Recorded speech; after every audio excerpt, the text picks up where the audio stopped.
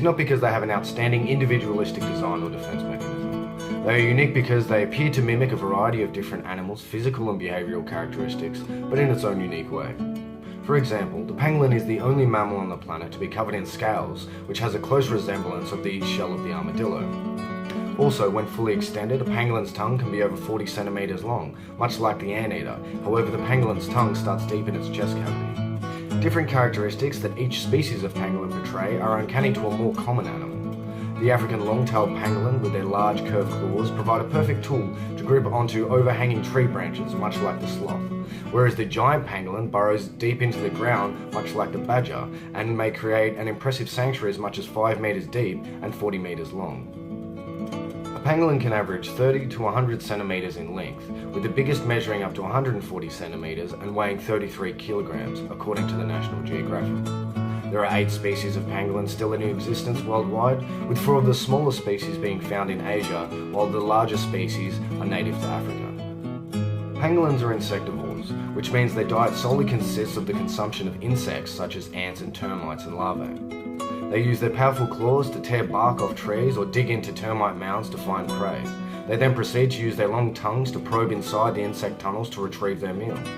Pangolins are toothless, so this inhibits their ability to chew. However, while foraging for food, they ingest small stones which accumulate in their stomach to help to grind up what they consume. The physical appearance of a pangolin is marked by its peculiar bipedal waddle, its large, hardened, overlapping plate-like scales, and a tongue that is extremely long. However, despite their superficial resemblance to the armadillo, anteater, or sloth, which are a member of the Xenarthra family, new evidence suggests a closer relationship to the Carnivora family, which is an order containing hyenas, bears, and wolves, according to Murphy 2001. Could the pangolin become a domesticated pet? The unfortunate answer is probably not.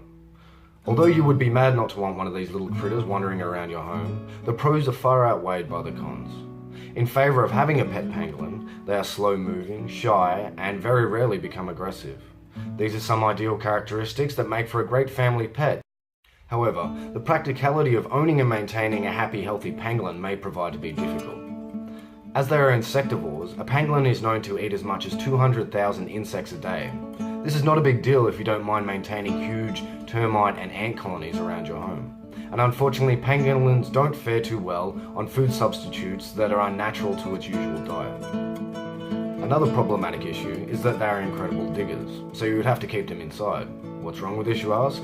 Well, firstly, pangolins are nocturnal, meaning they will perform most of their foraging and other activities while you're trying to sleep. But more importantly, when you did want to play with them, they would be nestling down for a slumber. In addition to this, a pangolin's natural behaviour is to dig or climb, and how could one continue to behave in such a natural manner around a household?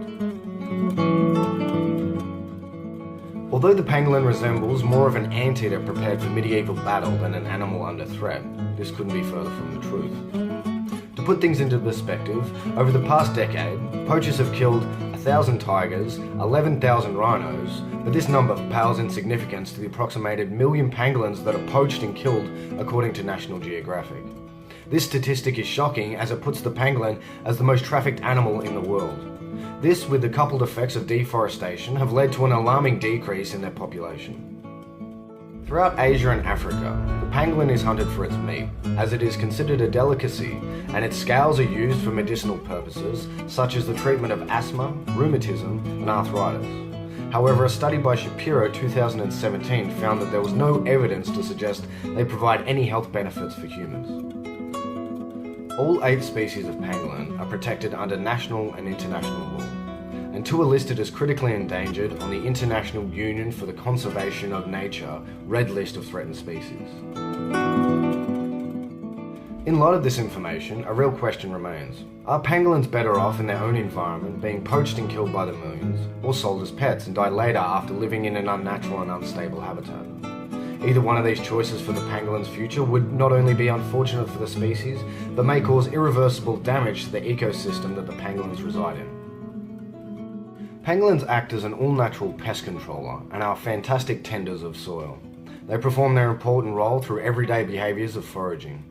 Tens of millions of years of pangolin evolution have produced an incredible specimen that is perfectly adapted to the niche they occupy.